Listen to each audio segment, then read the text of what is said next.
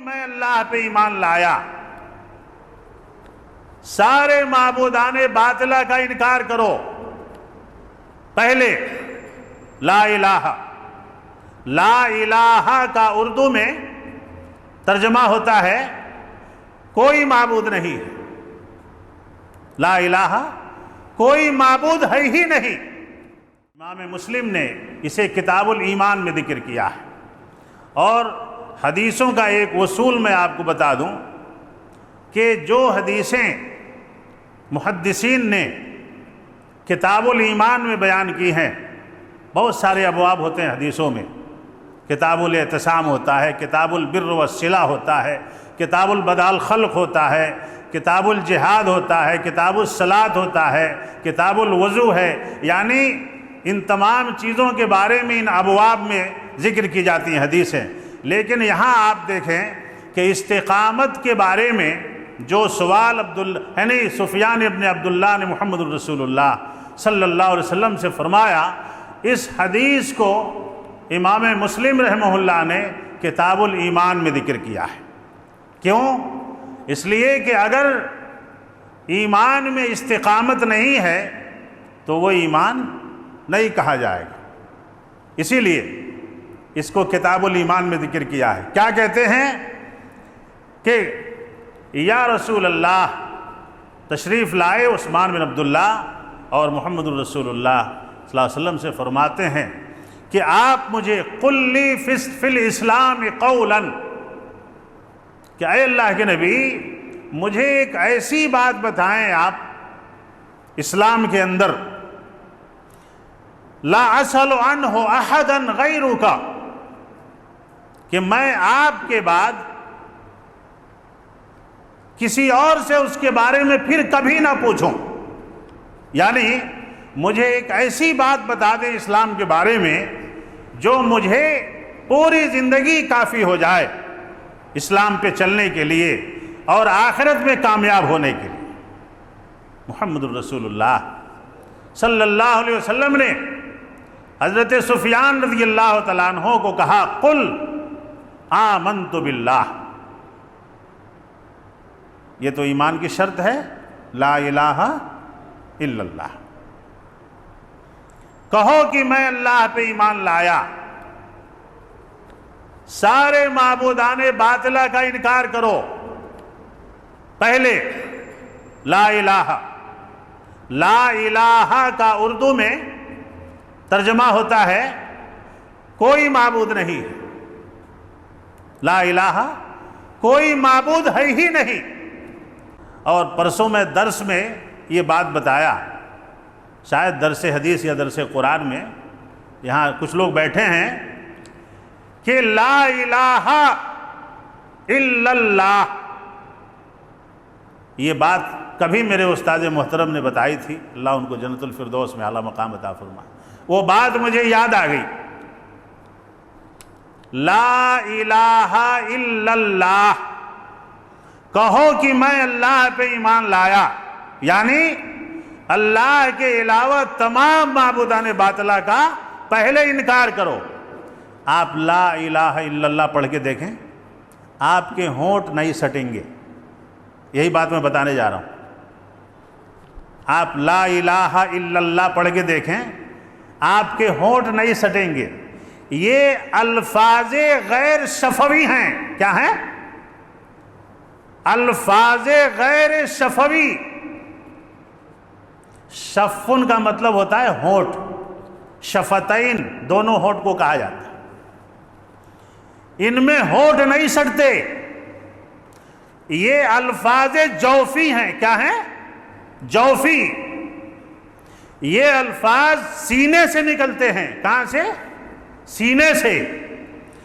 اور اسی لیے اس میں کوئی نقطہ بھی نہیں ہے، اگر نقطہ ہوتا تو ہونٹ سٹ جاتے۔ اسی لیے لا الہ الا اللہ غیر شفوی الفاظ یہ ہیں کہ یہ سینے سے نکلتے ہیں اور ان کی جگہ بھی سینے میں ہونی چاہیے۔ یہ دل سے نکلتے ہیں اور ان کی جگہ بھی ہمیشہ کہاں ہونی چاہیے؟ جمعہ میں بول سکتے ہیں، کہاں ہونی چاہیے؟ دل سے۔ دل میں۔ اور اس لیے لا الہ الا اللہ غیر شفوی الفاظ یہ ہیں کہ یہ سینے سے نکلتے ہیں اور ان کی جگہ بھی سینے میں ہونی چاہیے۔ یہ دل سے نکلتے ہیں اور ان کی جگہ بھی ہمیشہ کہاں ہونی چاہیے؟ جمعہ میں بول سکتے ہیں، کہاں ہونی چاہیے؟ دل سے۔ ہونٹ پہ نہیں.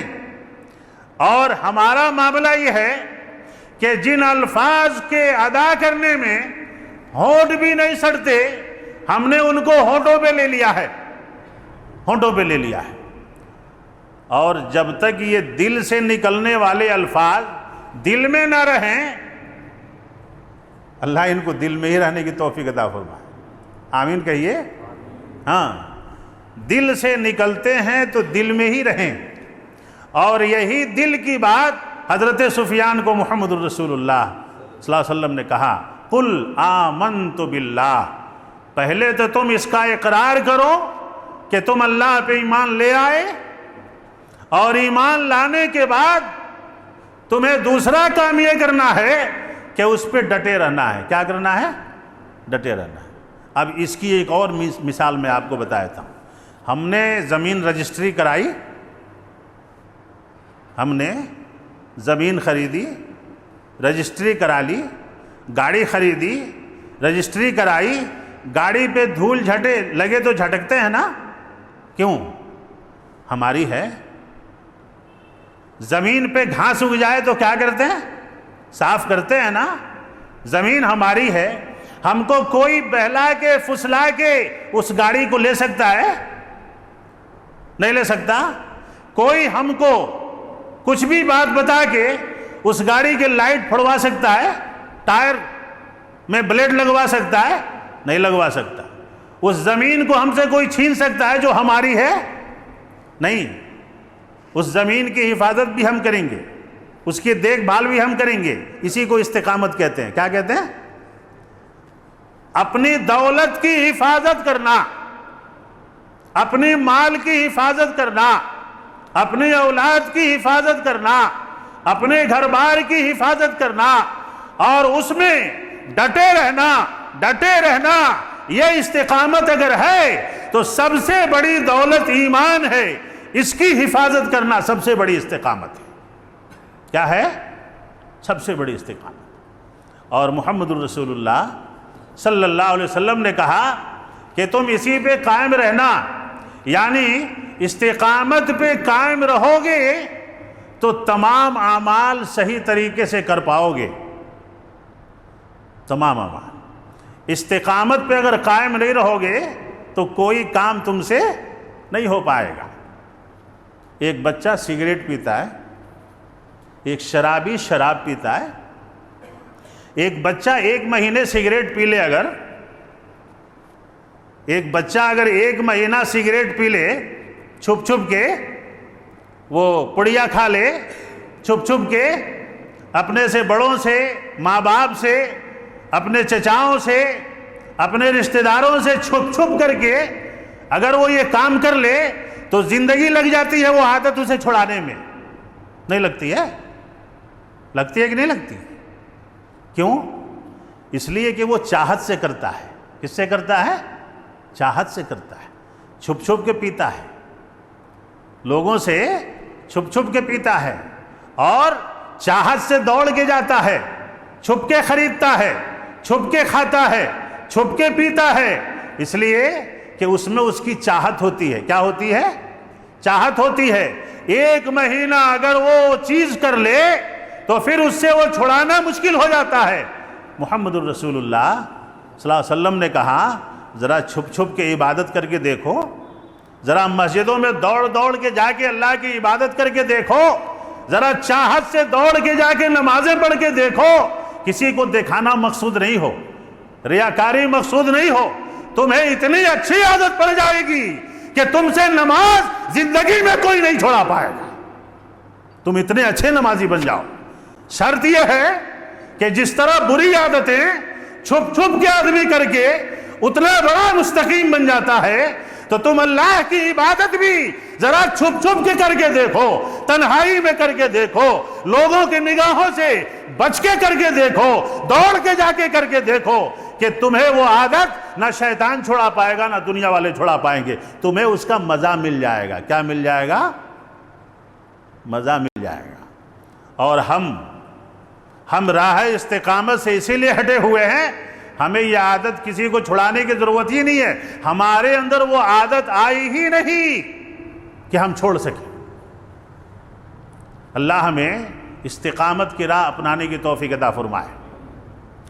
استقامت جب آ جاتا ہے انسان کے اندر تو اس کے اندر جنون پیدا ہو جاتا ہے، جنون۔ حضرت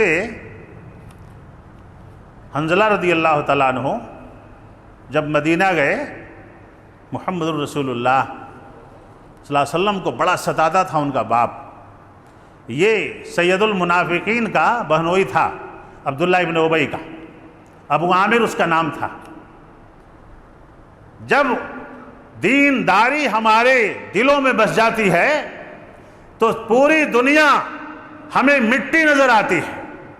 پہلے بسے تو کہا کہ محمد الرسول اللہ، میرا باپ آپ کو بڑا ستا رہا ہے، میرا باپ آپ کی بدنامی کر رہا ہے، میرا باپ آپ کو گالیاں دے رہا ہے، آپ کہیں تو اسے اٹھا لاؤں آپ کے قدموں میں